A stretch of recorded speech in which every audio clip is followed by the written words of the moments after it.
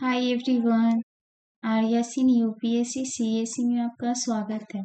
तो पिछले क्लास में हम लोगों ने कवर किया था यूपीएससी के दिए हुए सिलेबस के हिसाब से यूनिट 1 से यूनिट 10 तक। ठीक है, इसमें हमने यूपीएससी का सिलेबस जो जो दिया है उसको बांट लिए हैं यूनिट 1 से 10 तक।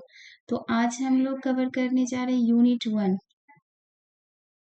तो ये जान जाते हैं पहले कि यूनिट 1 में क्या दिया हुआ है।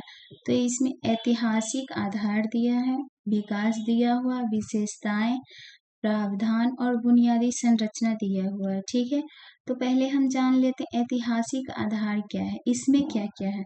तो इसमें कंपनी का शासन है, 1773 का रेगुलेटिंग एक्ट है, बंगाल जुडिशरी है, बंगाल जुडिशरी है, फिर 1784 का ईस्ट इंडिया एक्ट है, फिर 1793 का चार्टर एक्ट है, 1813 का चार्टर एक्ट है, 1833 का चार्टर एक्ट है। ये हुआ ऐतिहासिक आधार। उसके बाद हम लोग जानेंगे भारतीय संविधान का ऐतिहासिक आधार कैसे विकास हुआ। तो चलिए पहले जानते हैं ऐतिहासिक आधार क्या है। तो भारत में ब्रिटिश 1608 ईस्वी में ईस्ट इंडिया कंपनी के रूप में व्यापार करने आया। यहाँ पहले वो व्यापार करने की नीति से आया था। ठीक है, उसके बाद 1600 ईस्वी में 1600 में महारानी एलिजाबेथ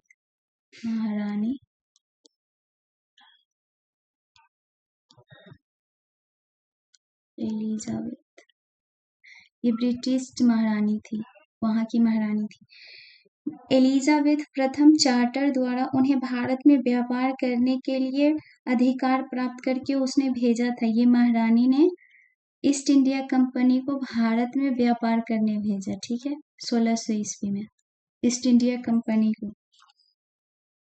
कंपनी जो अभी तक सिर्फ व्यापारिक कार्यों तक सीमित थी, 1765 में बंगाल और बिहार और उड़ीसा की दीवानी प्राप्त कर ली। ये अभी तक व्यापार करने की नीति से यहाँ तक थी, लेकिन 1765 में इसने पहले बंगाल, फिर बिहार, फिर उड़ीसा की दीवानी प्राप्त कर लिया। ठीक है, तो अब जानते हैं कि दीवानी कैसे है, क्या है दीवानी। तो राजस्व, दीवानी, न्याय, मतलब कि इन क्षेत्रों पर उसका कब्जा हो गया। जो कुछ भी करेगा ईस्ट इंडिया कंपनी करेगा, चाहे बंगाल में हो या बिहार में हो या उड़ीसा में हो। तो आम भाषा में समझ लेते हैं पहले कि आपका घर है। ठीक है, ये आपका घर हुआ, इसमें बहुत सारे लोग रहते हैं।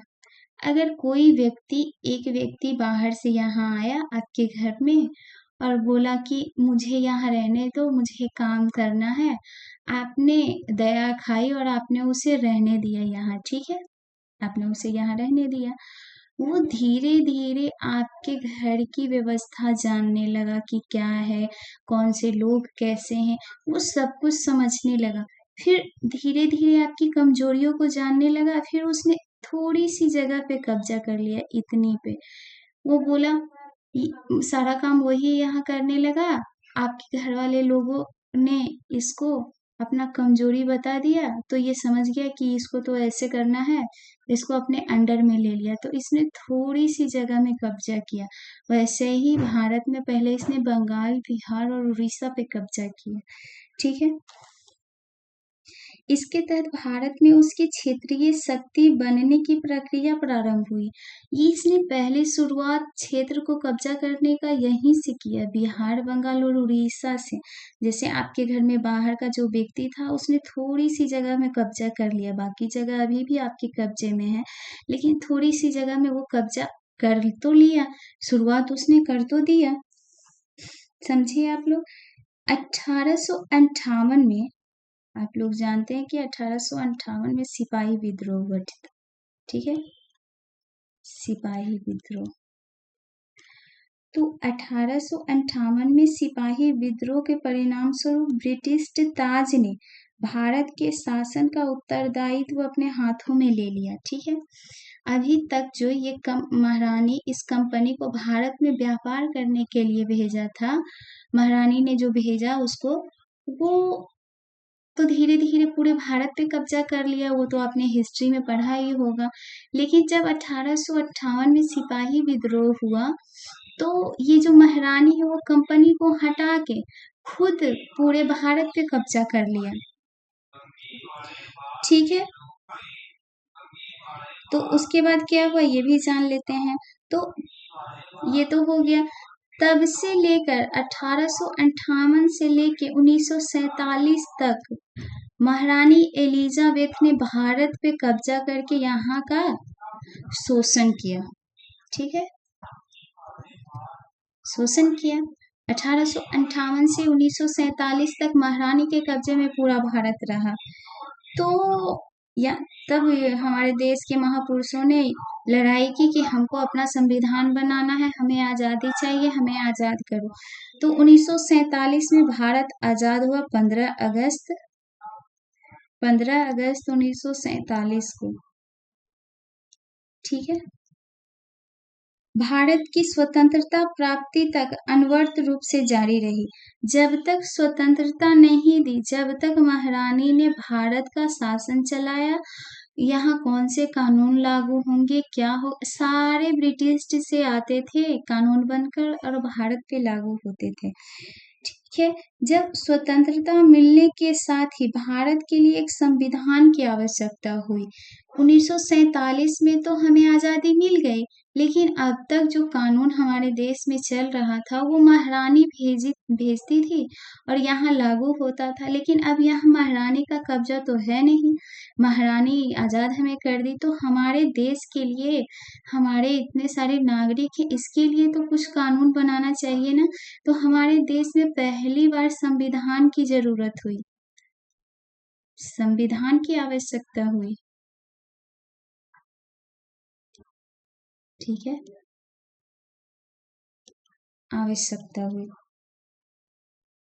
यहाँ इसको अमल में लाने के उद्देश्य से 1946 में एक संविधान सभा का गठन किया गया था। जब आजादी मिली उससे पहले ही 1946 में एक संविधान सभा का गठन हुआ। ठीक है,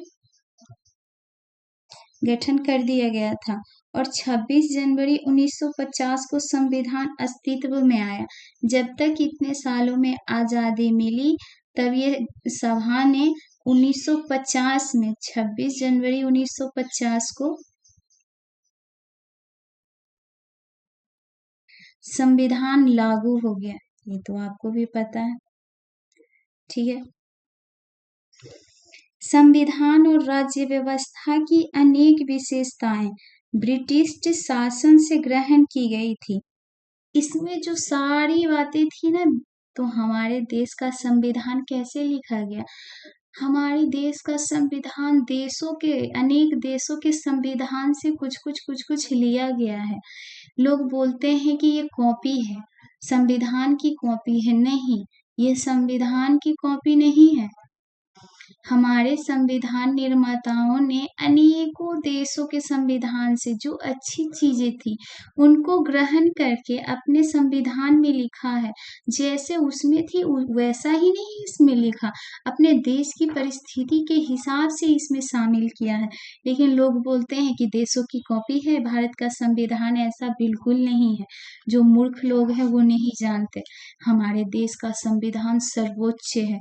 हमारे संविधान के निर्माताओं ने इसमें अनोखी बातें लिखी है, ये किसी की कॉपी नहीं है, ये हमारे संविधान निर्माताओं ने खुद लिखा है। लेकिन जो मूर्ख हैं वो तो बोलते ही हैं, उनको छोड़ो। तो आपने इतना जाना। ठीक है,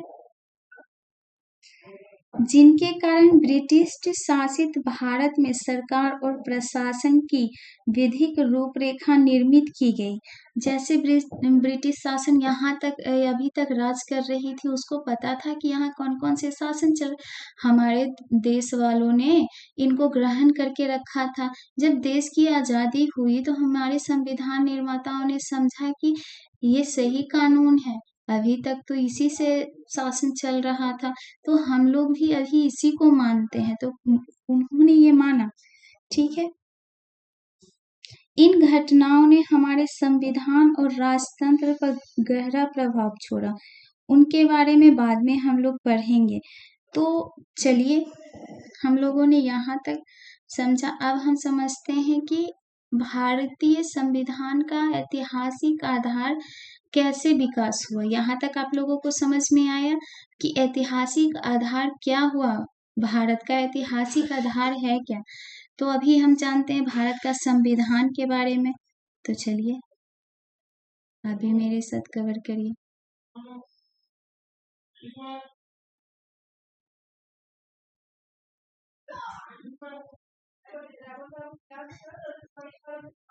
तो ये वो, इसको पहले मिटा देती हूँ।